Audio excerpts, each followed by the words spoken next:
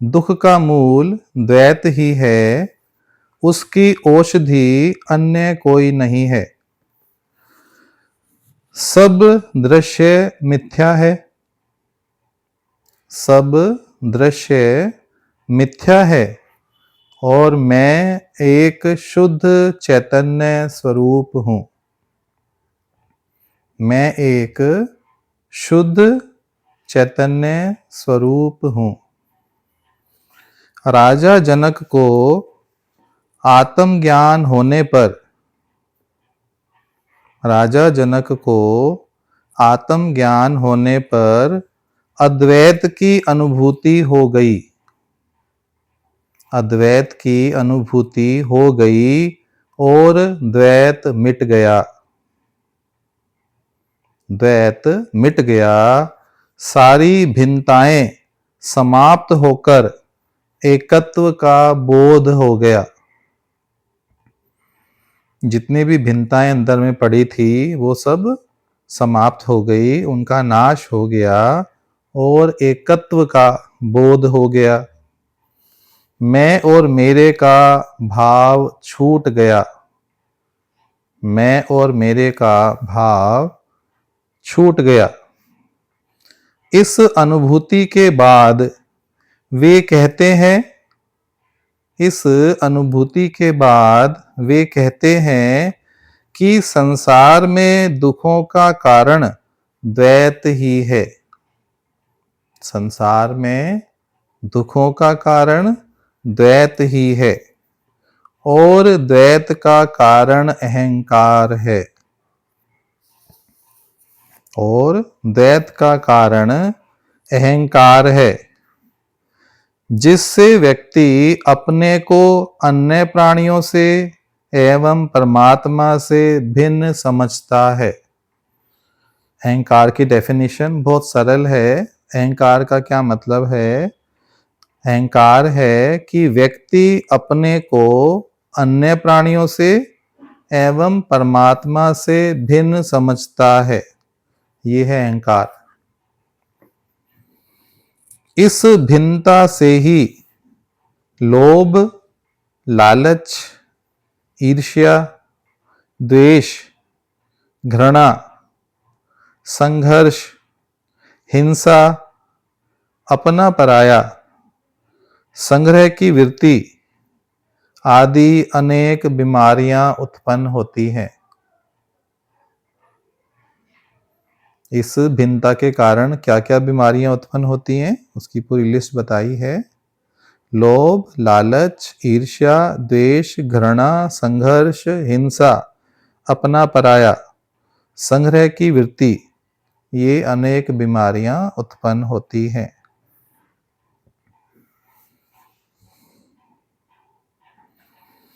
इसका इलाज भी कुछ नहीं है, इसकी कोई औषधि है ही नहीं। इन सब के मूल में अहंकार है। इन सब बातों के मूल में क्या है? अहंकार है। अहंकार मिटने से ही अद्वैत का बोध होता है। अहंकार के मिटने से ही अद्वैत का बोध होता है। किंतु लोग अहंकार को और मजबूत किए जाते हैं। लोग अहंकार को और मजबूत किए जाते हैं और बाकी बीमारियों का इलाज ढूंढते हैं, जिससे कोई भी औषधि काम नहीं करती। मनुष्य अपने को अस्तित्व से अलग मानता है। मनुष्य अपने को अस्तित्व से अलग मानता है। वह चीजों को खंड खंड में देखता है। वह समझता है मैं अकेला हूं और दुनिया मुझसे भिन्न है। अपने को अकेला और जुदा समझता है और दुनिया को भिन्न समझता है। मैं उस समग्र का हिस्सा नहीं हूं, मेरा अलग अस्तित्व है। मैं उस समग्र का हिस्सा नहीं हूं, मेरा अलग अस्तित्व है, ऐसा मानकर वह संपूर्ण अस्तित्व से संघर्ष करता रहता है। केवल ये उसका मानना कि मैं अस्तित्व से अलग हूं, ऐसा मानकर वह संपूर्ण अस्तित्व से संघर्ष करता रहता है। प्रकृति पर विजय प्राप्त करना चाहता है, प्रकृति पर विजय प्राप्त करना चाहता है।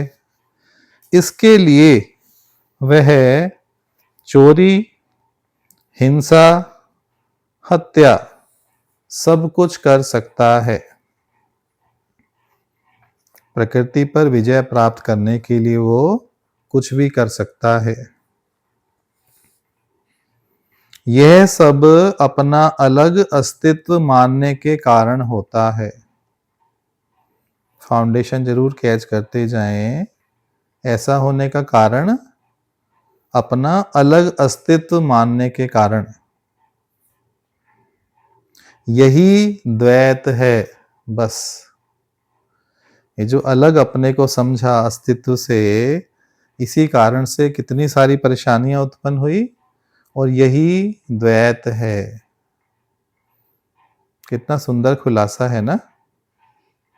दो बोलना सरल है, दो पढ़े आपके जीवन में द्वैत हो गया, पर जो ये अभिव्यक्ति है अष्टावक्र की, ये अनूठी है, इसका कहीं कोई जवाब ही नहीं है। एक बार तहे दिल से, पूरी भावना से, श्रद्धा से इसको पी लेंगे तो जीवन भर कभी इस प्रकार की जो डेफिनेशन समझने में परेशानी आती है वो कभी नहीं आएगी। वंस फॉर ऑल के लिए क्लैरिटी आ जाएगी। यही द्वैत है। इसी से उत्पन्न होता है दुख। पूरी सीक्वेंस बता दी। इसी से उत्पन्न होता है दुख। किंतु यह द्वैत मिथ्या है, इसे वह जानना नहीं चाहता। किंतु यह द्वैत मिथ्या है, यह वह जानना नहीं चाहता। ऐसा जानने से उसका अहंकार मिट जाएगा। यदि वो जानेगा कि ये जो द्वैत है ये मिथ्या है, तो ये जानने मात्र से उसका अहंकार मिट जाएगा।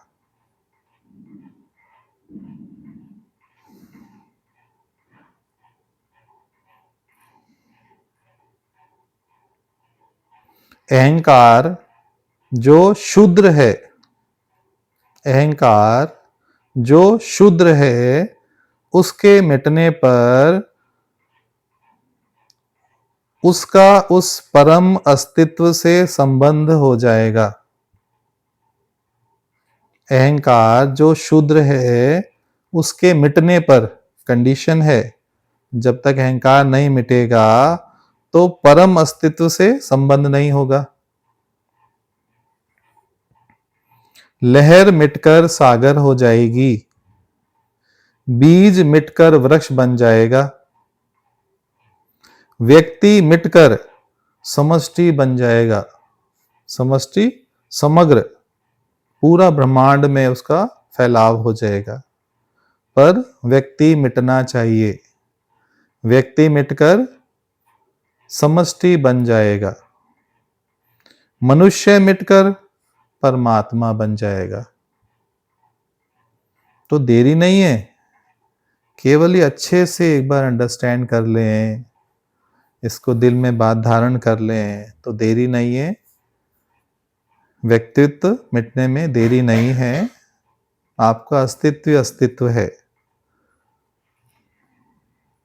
फिर जो उपलब्धि होगी वह अनंत गुना होगी। फिर जो उपलब्धि होगी वह अनंत गुना होगी। इसका ज्ञान ना होने के कारण शूद्र को पकड़े हुए हो। इसका ज्ञान ना होने के कारण शूद्र को पकड़े हुए हो। शूद्र क्या है? अहंकार, अज्ञान, छोटी आई, मैं, ये शूद्र है। जिस क्षण मनुष्य जान लेता है कि मैं उस अखंड का हिस्सा हूं, जिस क्षण मनुष्य जान लेता है कि मैं उस अखंड का हिस्सा हूं, मैं इस अस्तित्व से भिन्न नहीं हूं, उस दिन उसे समग्रता का बोध हो जाएगा और उसके सारे दुख विलीन हो जाएंगे। दोबारा पढ़ देते हैं लाइन, बहुत प्यारी लाइन है। जिस क्षण मनुष्य जान लेता है कि मैं उस अखंड का हिस्सा हूं, मैं इस अस्तित्व से भिन्न नहीं हूं, उस दिन उसे समग्र का बोध हो जाएगा और उसके सारे दुख विलीन हो जाएंगे। परमात्मा को पाने का उपाय करना भी एक उपद्रव है। बड़ी प्यारी लाइन है, बहुत ही प्यारी लाइन है। इसके अर्थ में जरूर जाइए, आगे इसका खुलासा भी है। परमात्मा को पाने का उपाय करना भी एक उपद्रव है। इसको नेगेटिव बता रहे हैं कि यदि आप उपाय करते हो तो वो भी नेगेटिव एस्पेक्ट है, उपद्रव है। आगे और क्लैरिटी लेते हैं वाणी में। अहंकार के रहते सभी उपाय पाखंड मात्र हैं। अहंकार के रहते सभी उपाय पाखंड मात्र हैं।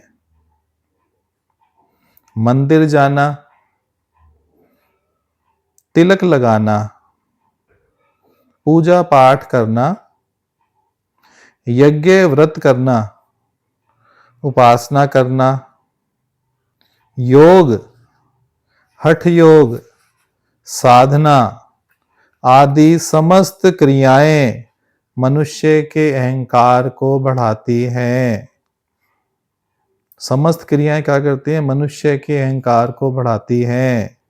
इसलिए क्या बोला उन्होंने? ये सब उपद्रव है, जिससे वह परमात्मा से और दूर हटता जाता है। जिससे वह परमात्मा से और दूर हटता जाता है, क्योंकि परमात्मा साधनों से नहीं मिलता।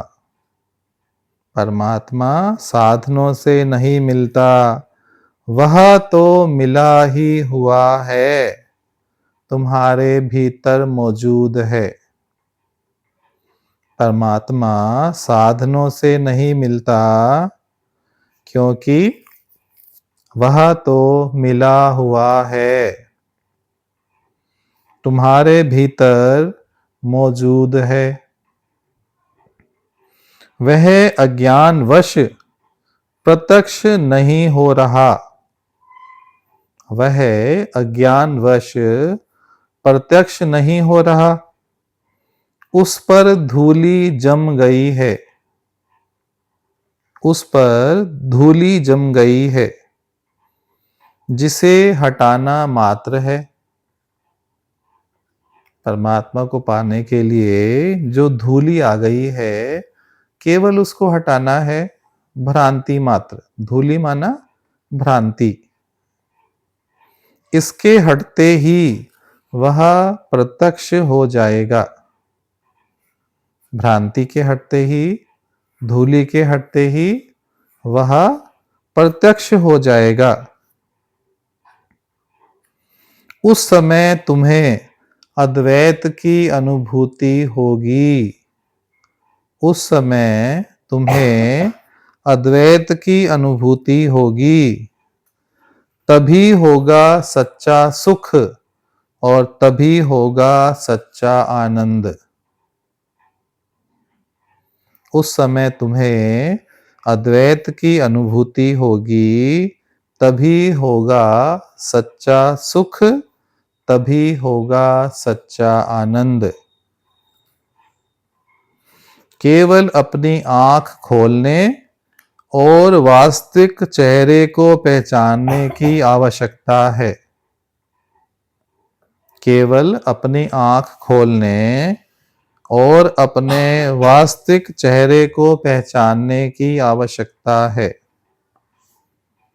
इसमें गुरु का इतना ही महत्व है कि वह भ्रांति तोड़कर, वह भ्रांति जो भ्रांति पड़ी हुई है, गुरु क्या करता है, वो भ्रांति तोड़कर सत्य का दर्शन करा देता है। जनक को इस समग्र का ही बोध हुआ। जनक को इस समग्र का ही बोध हुआ। अद्वैत का बोध हुआ तो वो जाग उठे। अद्वैत का बोध हुआ तो वो जाग उठे और कहने लगे, मैं शुद्ध चैतन्य स्वरूप हूं। ये सब आप ही की आवाज है। जनक अलग नहीं है, अष्टावक्र अलग नहीं है, ये आपकी ध्वनि है, आप ही बोल रहे हो। जनक को इस समग्र का बोध हुआ, अद्वैत का बोध हुआ। वे जाग गए और कहने लगे, मैं शुद्ध चैतन्य स्वरूप हूं। सृष्टि का सारा भरम जाल टूट गया। सृष्टि का सारा भरम जाल एक बार में टूट जाता है, और ये गुरु कृपा से संभव हुआ। ये गुरु कृपा से संभव हुआ।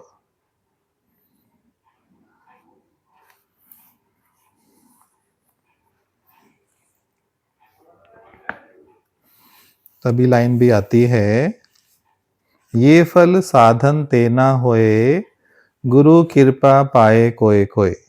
ये फल साधन तेना होए, आप 1000 साधन करो, लाख साधन करो, पर गुरु कृपा से ये खेल बन जाता है। अष्टावक्र ने भी इस पे स्टैंप लगाई कि सृष्टि का जो भरम जाल टूटा वो गुरु कृपा से ही संभव हो सका। एक टॉपिक और लेते हैं, बहुत प्यारा टॉपिक है, वंडरफुल टॉपिक है, बहुत ध्यान से सुनिएगा। बोला, आत्म ज्ञान के लिए कुछ करना नहीं पड़ता। दादा भगवान का जो पॉइंट है, डू नथिंग बी नथिंग, उसका देखो खुलासा कितने बेहद खूबसूरती के साथ किया गया है। ऐसी अलौकिकता है इसमें, ऐसी दिव्यता है शब्दों में कि अंदर में हलचल मचा देगा, अंदर में रहस्य अंदर में खोल देगा। आत्म ज्ञान के लिए कुछ करना नहीं पड़ता। कुछ करके आज तक कोई आत्म ज्ञान को उपलब्ध नहीं हुआ। कुछ करके आज तक कोई आत्म ज्ञान को उपलब्ध नहीं हुआ। बुद्ध ने भी 6 वर्ष तक खूब कोशिश किया। बुद्ध ने भी 6 वर्ष तक खूब कोशिश किया, परंतु कुछ मिला नहीं। परंतु जब सब करना छोड़ दिया तब मिल गया। परंतु जब सब करना छोड़ दिया तब मिल गया। मिलने में समय भी नहीं लगता, एक क्षण में मिलता है, जैसे जनक को मिला। एक क्षण में मिलता है, जैसे जनक को मिला, बुद्ध को मिला, अन्य सबको इसी प्रकार मिला। अन्य सबको इसी प्रकार मिला। करने से मिलता है, यह सबसे बड़ी भ्रांति है। कुछ करने से मिलता है, यह सबसे बड़ी भ्रांति है। ज्ञान प्राप्ति के लिए कुछ करना नहीं पड़ता, केवल जाग कर देखना है। क्या करना है? केवल ऐसे जाग के देखना है बस। भ्रांति खत्म, सपना खत्म, जगत खत्म, पूरा अस्तित्व मैं ही मैं हूं, मेरे अतिरिक्त कुछ नहीं है। पूरा समग्र मैं हो जाता हूं, पूरा समग्र, कुछ भी शेष नहीं रहता। केवल जाग कर देखना है। सजगता एवं बोध मात्र पर्याप्त है। तो क्या करना है उसके लिए? सजगता। सजगता चाहिए 24 घंटे की, अलर्टनेस, जागरूकता, सजगता। बस एक ही इसका तरीका है। गुरु की वाणी सुन के सजग रहो। जिसे खोया ही नहीं उसे ढूंढना कैसा? जिसे खोया ही नहीं उसे ढूंढना कैसा? जो भीतर मौजूद है उसकी तलाश कैसी? जो भीतर मौजूद है उसकी तलाश कैसी? जो हमारा स्वभाव है उसके लिए क्या प्रयत्न करना है? जो हमारा स्वभाव है। आपका स्वभाव कैसा है? आत्मा का स्वभाव, प्रेम का स्वभाव, अद्वैत का स्वभाव, समता का स्वभाव, करुणा का स्वभाव, ये मेरी आत्मा के स्वभाव हैं। जो हमारा स्वभाव है उसके लिए क्या प्रयत्न करना? किंतु सारा प्रयत्न होता है अंतःकरण की शुद्धि के लिए। जो प्रयास रहता है वो खुलासा कर दिया। किसके लिए प्रयास रहता है? अंतःकरण की शुद्धि के लिए। जब तक चित्त निर्मल नहीं होगा आत्मा का आभास नहीं हो सकता है। जो अंतःकरण है आत्मा से पहले वो बैरियर है। वो बैरियर जब तक क्लियर नहीं होगा तब तक आत्म साक्षात्कार नहीं होगा, कैवल्य पद प्राप्त नहीं होगा, शुद्ध चैतन्य स्वरूप की पहचान, अपने स्वरूप की पहचान नहीं होगी। तो ये बैरियर अंतःकरण का, मन का, चित्त का, इसे जरूर क्रॉस करना है। जब तक चित्त निर्मल नहीं होगा आत्मा का आभास नहीं हो सकता है। इसलिए अज्ञानी जन चित्त की एकाग्रता के लिए तथा चित्त वृत्तियों के निरोध के लिए विभिन्न साधनाएं करते हैं। उनका बार बार अभ्यास करते हैं क्योंकि मन बड़ा चंचल है। क्योंकि मन चंचल है तो इसलिए उसकी एकाग्रता के लिए बार बार अभ्यास करते हैं। मन बड़ा चंचल है, बार बार पकड़कर ठिकाने लाते हैं, किंतु वासनाग्रस्त होने से यह बार बार विषयों की ओर भाग जाता है। वासनाग्रस्त होने से यह बार बार विषयों की ओर भाग जाता है। विषयों की ओर भागने से उसे रोक देने में ही समय लगता है। और विषय क्या है वास्तव में? ये जो बाहरमुखी वृत्ति है यही विषय है। जो जगत है यही विषय है। जो दूसरा है द्वैत यही विषय है। ये जो संसार में जाने की प्रवृत्ति है यही विषय है। विषय कोई भोगों की बात नहीं है। ये विषय रस भोग विलास नहीं, जो द्वैत है ये सबसे बड़ा विषय है ना। ये जो जगत में जाने की इसकी प्रवृत्ति है मन की, ये जगत ही विषय है। तो जगत का ही खलास कर दो ना, विषय के चक्कर में क्यों पड़े हो? तो जो विषयों की ओर भागने की इसकी प्रवृत्ति है उसको बस नियंत्रण करने में समय लगता है। इसके तत्पश्चात कोई समय नहीं लगता। इसके तत्पश्चात कोई समय नहीं लगता।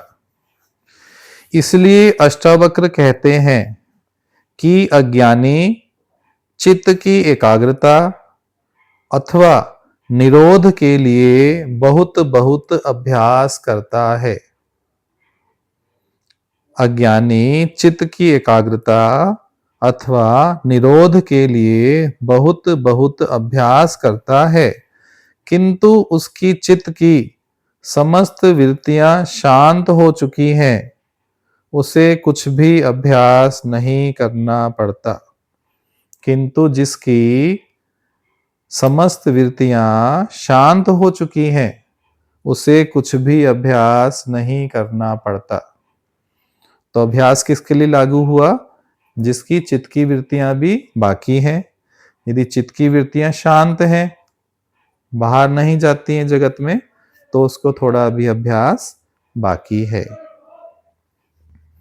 वह सोए हुए व्यक्ति की भांति केवल अपने स्वभाव में स्थित रहता है। वह सोए हुए व्यक्ति की भांति केवल अपने स्वभाव में स्थित रहता है, क्योंकि आत्मा में स्थित हो जाने पर उसके लिए करने योग्य कुछ शेष रहता ही नहीं। आत्मा में स्थित के बाद तो कुछ शेष नहीं रहा, ना कुछ सुनना शेष, ना कुछ सुनाना शेष, ना कुछ पाना शेष। भगवान भी बोलते थे हमेशा कि मुझे कुछ अब करना बाकी नहीं रहा, कुछ सुनना सुनाना मुझे शेष नहीं रहा। कितनी वाणियों में लक्ष्मी भगवान बोला करते थे, दादा भगवान का भी सेम निश्चय। तो यही निश्चय को हमें सींचना है, इसी निश्चय की ओर हमें अपना ध्यान केंद्रित करना है।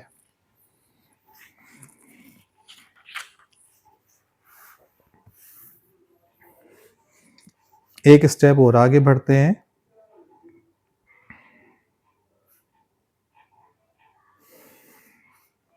इस सूत्र में अष्टावक्र आत्म ज्ञान प्राप्ति का महत्वपूर्ण तथ्य प्रकट करते हैं। एक बहुत इंपॉर्टेंट एस्पेक्ट है, वो बताने जा रहे हैं कि चित्त की अनेक वृत्तियां हैं। चित्त की अनेक वृत्तियां हैं, एक नहीं है, हजारों वृत्तियां चित्त की हैं। एक एक को छोड़ने के प्रयत्न से कोई सफलता नहीं मिलती। साफ साफ मना कर रहे हैं, सुन लीजिएगा। एक एक को छोड़ने के प्रयत्न से कोई सफलता नहीं मिलती। फिर ये सभी वृत्तियां फलों की भांति हैं। फिर ये सभी वृत्तियां फलों की भांति हैं। मूल है अहंकार, मूल है अहंकार एवं वासना, जिसके रहते वृत्तियों को काट देने से वे नए नए रूपों में प्रकट होती रहेंगी। मूल को सींचते रहो और पत्तों को काटते रहो, इससे कभी उपलब्धि नहीं हो सकती है। मूल को भी सींचते रहो और पत्तों को भी काटते रहो, तो इससे कभी उपलब्धि हो नहीं सकती। माना अहंकार को भी सींचते रहें, अहंकार को बना के रखें मैं हूं, और साथ में अपनी वृत्तियों को भी काटने का प्रयास करें, तो सफलता कैसे मिलेगी? जो मूल में अहंकार है उसी के कारण सारी वृत्तियां हैं। वृत्तियों का मूल कारण बता दिया। मूल कारण क्या है? मूल है अहंकार और वासना। इसलिए अष्टावक्र कहते हैं कि अज्ञानी पुरुष चाहे कितनी भी साधना क्यों ना करे, अज्ञानी पुरुष चाहे कितनी भी साधना क्यों ना करे, कितना ही प्रयत्न क्यों ना करे, कभी भी निवृत्ति को प्राप्त नहीं हो सकता। उसकी वृत्तियां शांत नहीं हो सकती, क्योंकि भीतर में अहंकार और वासना मौजूद है। स्पष्टीकरण हो रहा है ठीक से? अंदर जाना चाहिए ना एकदम से डीप में। दोबारा पढ़ते हैं। अष्टावक्र इसलिए कहते हैं कि अज्ञानी पुरुष चाहे कितनी भी साधना क्यों ना करे, कितना भी प्रयत्न क्यों ना करे, वो निवृत्ति को प्राप्त नहीं होता। उसकी वृत्तियां शांत नहीं होती, क्योंकि भीतर में अहंकार और वासना मौजूद है। इसके विपरीत ज्ञानी आत्म तत्व को निश्चय पूर्वक जानकर ही निवृत्त हो जाता है। इसके विपरीत ज्ञानी आत्म तत्व को निश्चय पूर्वक जानकर ही निवृत्त हो जाता है। उसकी सभी वृत्तियां शांत हो जाती हैं। प्रयत्न नहीं करना पड़ता, कोई साधना भी नहीं करनी पड़ती। कोई प्रयत्न नहीं करना पड़ता, कोई साधना भी नहीं करनी पड़ती। बस निश्चय पूर्वक जानकर निवृत्त हो जाता है। तुरंत निवृत्ति हो जाती है निश्चय आने से। तो अपने आत्म होने का निश्चय, गुरु के इस वचन को आत्मसाध कर लेना है आज।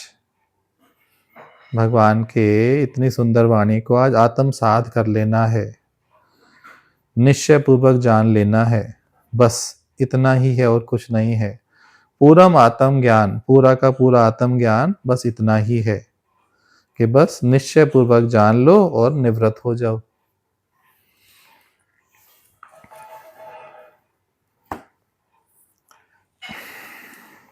आत्मा शुद्ध है और आत्मा खालिस है। आत्मा शुद्ध है और आत्मा खालिस है। उसमें कोई भी विकृति नहीं है। उसमें कोई भी विकृति नहीं है। वह बोध स्वरूप है और स्वयं ज्ञान है। वह स्वयं बोध स्वरूप है और स्वयं ज्ञान है। उसको जानने के लिए बाहरी ज्ञान की आवश्यकता नहीं है। उसको जानने के लिए बाहरी ज्ञान की आवश्यकता नहीं है।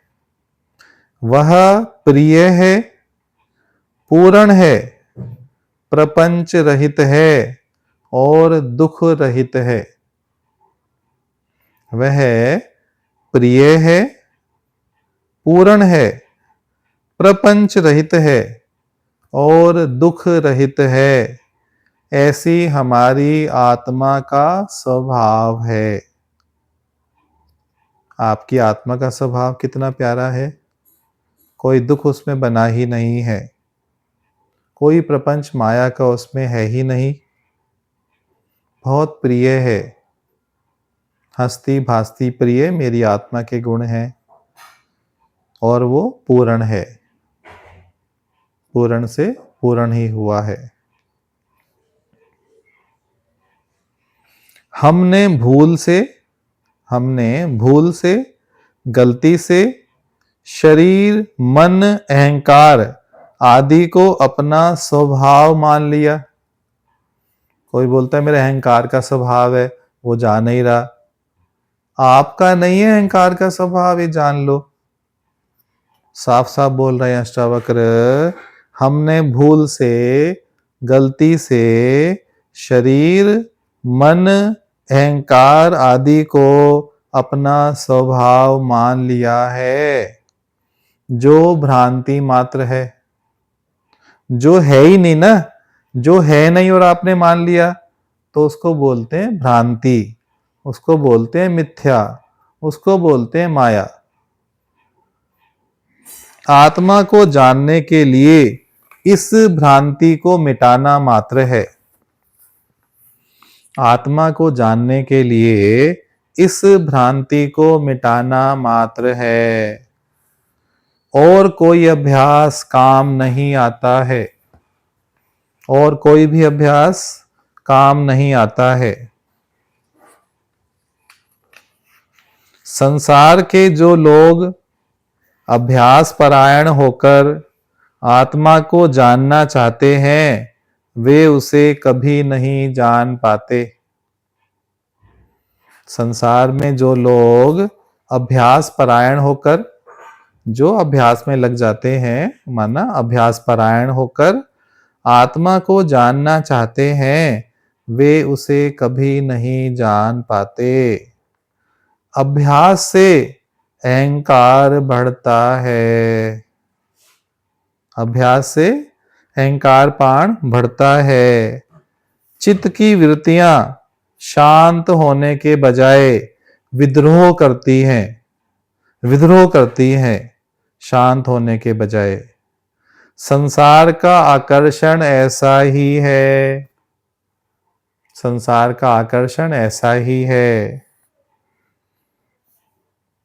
वह मन को बाहर की ओर ले जाता है। संसार का आकर्षण क्या करता है? मन को बाहर की ओर अग्रसर करता है, सारी वृत्तियां बाहर की ओर ले जाता है। अभ्यास से वृत्तियां और दृढ़ हो जाती हैं। आप सारा टाइम चिंतन करो, मुझे अहंकार नहीं करना, मुझे अहंकार छोड़ना है, तो वास्तव में आप क्या कर रहे हो? आप अहंकार को और पक्का कर रहे हो कि मुझे अपना नाम भूलना है, मेरा नाम अंजू नहीं है, मुझे अंजू को भूलना है, मुझे अंजू को भूलना है। तो आप क्या कर रहे हो? जाने अनजाने अंजू को भूल थोड़ी रहे हो, अंजू को आप याद कर रहे हो। सबसे बेहतर है अपनी आत्मा के स्वरूप के चिंतन में रहो, अपने आत्मा का जो स्वरूप है उसके चिंतन में रहो ना। मिथ्या का चिंतन आपको मिथ्या में लेके जाएगा, मिथ्या पकड़ाएगा। संसार का आकर्षण ही ऐसा है, वह मन को बाहर की ओर लेके जाता है। अभ्यास से वृत्तियां और दृढ़ हो जाती हैं, जिससे यह अभ्यास ही बंधन बन जाता है। ये जो अभ्यास करते हैं ये स्वयं बंधन बन जाता है। ये रास्ता अभ्यास रहित है, ये रास्ता सहज योग है। सहज से सहज मतलब मैगी बनाने से भी सहज है। मैगी 2 मिनट में बन जाती है, डालो मसाला, डालो पानी, डालो गैस जला दो, उससे भी सहज है। इसमें कुछ नहीं करना, कुछ भी नहीं करना, केवल भ्रांति मिटानी मात्र है, केवल जागना मात्र है। बस किसके पीछे पड़े हो? अहंकार निकालेंगे, है कहाँ जो निकालोगे? दूध में मक्खी है नहीं, और पूरा जीवन लगा देते हैं, भगवान मेरा अहंकार नहीं निकल रहा, मेरा अहंकार नहीं निकल रहा। भगवान क्या करे? भगवान बेचारा क्या करे? जो चाकर में हो चूक।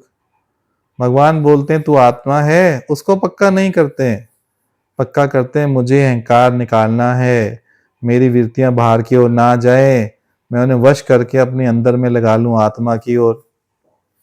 किस चक्कर में पड़े हो? क्यों व्यर्थ समय खो रहे हो? क्यों व्यर्थ जीवन खो रहे हो? सच को पालो, सच की एग्जीबिशन लगी है, सच की एग्जीबिशन लगी है, बस ग्रहण कर लो ना। कितना सरल से सरल बता दिया ना अष्टावक्र ने, सारा रहस्य खोल के आपके हृदय में उतार दिया। खुद ही अष्टावक्र उतर गए ना आपके हृदय में, खुद ही जनक आगे प्रकट हो गए ना, खुद ही दादा भगवान प्रकट हो गए ना आपके हृदय में। बस प्रकट रहने दो, निकालें क्यों? दादा जब बैठ गए हृदय में, बस बैठे रहने दो ना, बस काम आप ही हो जाएगा, दादा आप ही सारा काम कर लेंगे।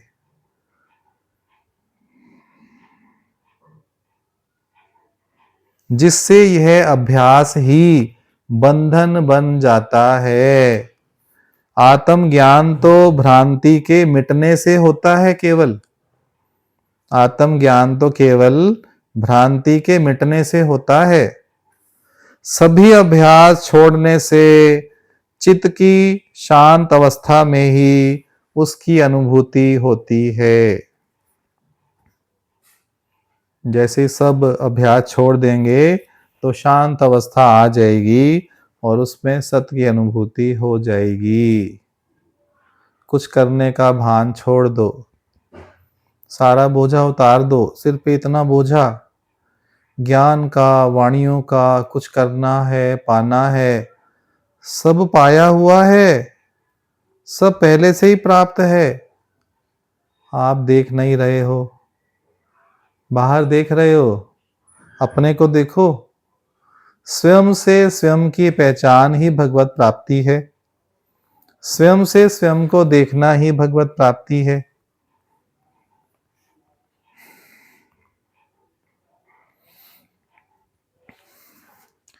यहाँ ये समाप्त हुआ है चैप्टर। आप कहें तो आगे कंटिन्यू करें, एक चैप्टर और है।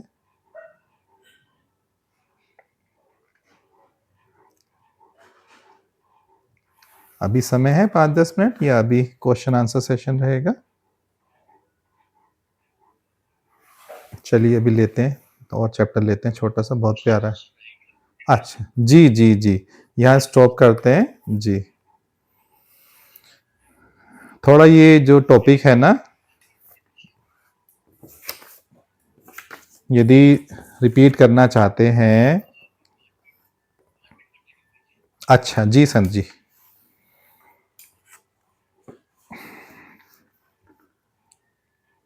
आत्मा हमारा स्वभाव है, इसे जानना मात्र है।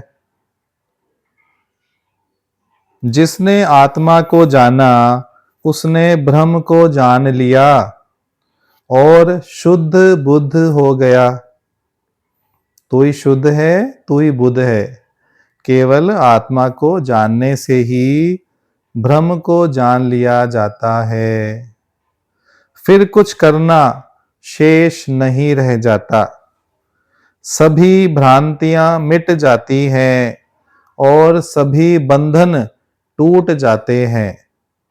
एक तरफ आप बंधन तोड़ने की तरफ अग्रसर रहो, एक दूसरी तरफ केवल जागृता। जागृता आते ही सब बंधन मिथ्या साबित हो जाते हैं, उनका कोई अस्तित्व है नहीं ना। सारे बंधनों का कोई अस्तित्व है नहीं, सभी बंधन टूट जाते हैं। यही वास्तव में मुक्ति है।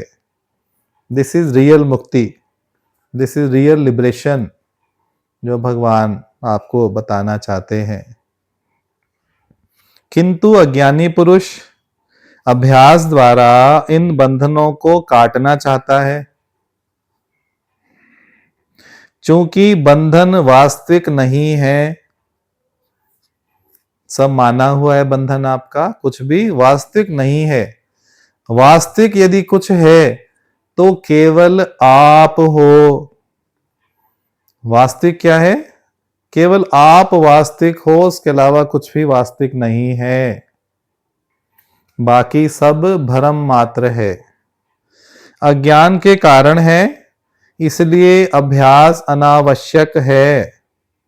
इसलिए अभ्यास अनावश्यक है। ये ज्ञान प्राप्ति से, ये ज्ञान प्राप्ति से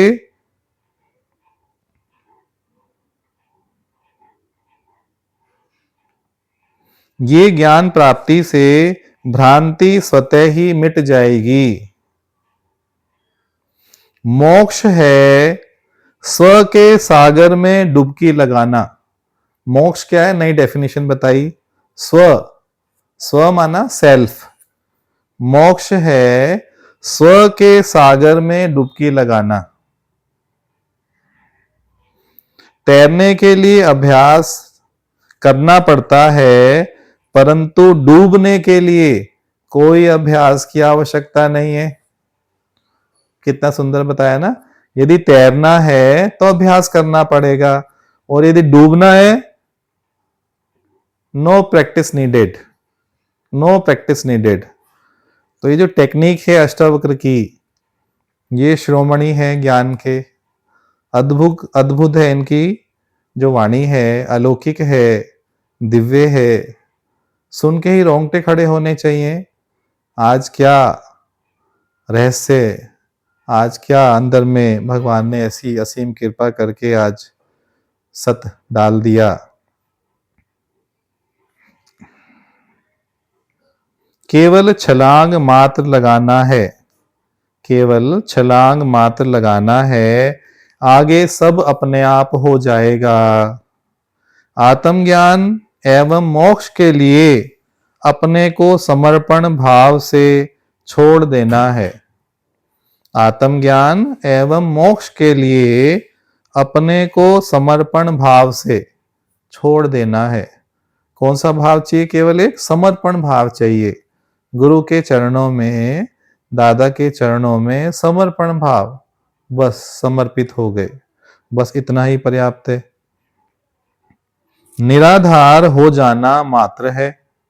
निराधार, कोई भी आधार नहीं पकड़ो, निराधार हो जाना ही मात्र है। अभ्यास मात्र छोड़कर, अभ्यास मात्र छोड़कर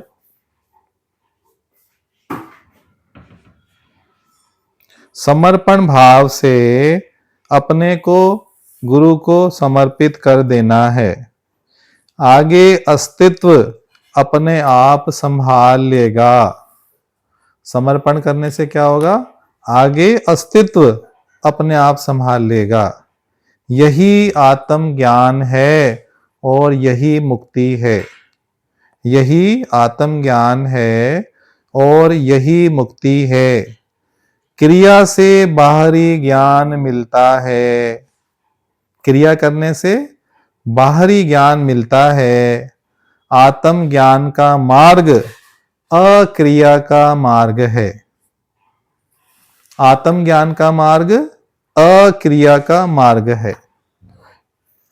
यहां विश्राम करते हैं, शुक्राना करते हैं गुरु भगवान का ऐसी वाणी देने के लिए। लाख लाख शुक्राने, सभी प्रेमियों के शुक्राने, इतने धीरज से ध्यान से सुनने के लिए। यदि बात करना चाहते हैं तो कीजिएगा। क्या आज ग्रहण किया, क्या अच्छा लगा, क्या आज का पाठ खुला? हरिओम मेरे प्रभु, हरिओम जी।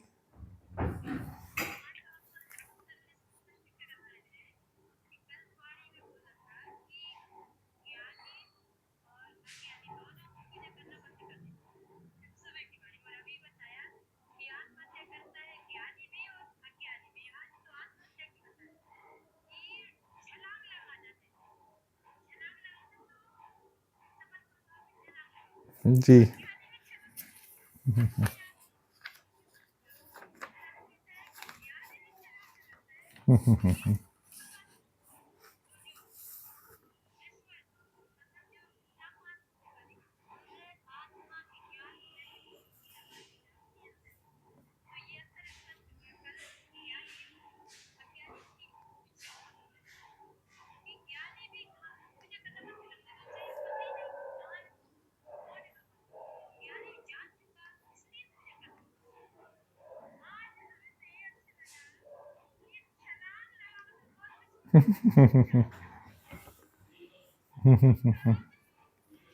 बहुत सुंदर, बहुत सुंदर, बहुत सुंदर प्रभु, बहुत सुंदर।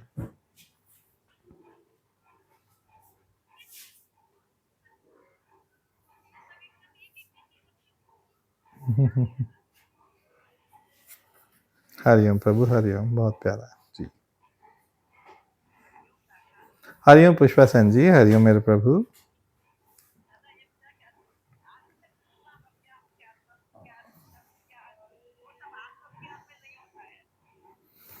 शुरू में आरंभ में ये सब बातें अच्छी लगती है ना। अब सारे योगी सीजन्ड योगी हो गए हैं, सब पुराने हो गए हैं, सबने करके देख लिया, सारा प्रयास करके देख लिया। अब तो लास्ट में क्या है? समर्पण। बस यही शेष है ना, अब जागना मात्र बाकी है। सब करके देख लिया, बुद्ध ने भी सब करके देखा ना। फिर आखिर जब थक के बैठ गए बोधि वृक्ष के नीचे, तब बोध हो गया ना। तो आप भी समर्पण करके बैठ जाओ भगवान की गोद में ना।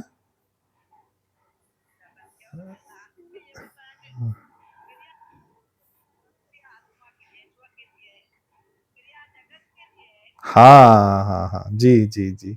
शरीर तो क्रिया करता रहेगा ना, क्रिया थोड़ी बंद होगी। ये तो गुण गुणों में बरत रहे हैं ना, ये स्टॉप नहीं होएगी, स्वतः चलता रहेगा शरीर। पर आत्म ज्ञान का जो मार्ग है वो अक्रिया का मार्ग है, जिसमें कुछ करना नहीं होता। इसको समझने से ही बात बन जाएगी ना, अंदर में ग्रहण कर लो बस। पसंद कर लोगे ना तो ये अपना वचन स्वतः ही काम करेगा। इसको पसंद कर लो, बोलो हाँ बहुत पसंद आया, बस फिर अपना आप काम करेगा। चले शुक्राने, बहुत शुक्राने।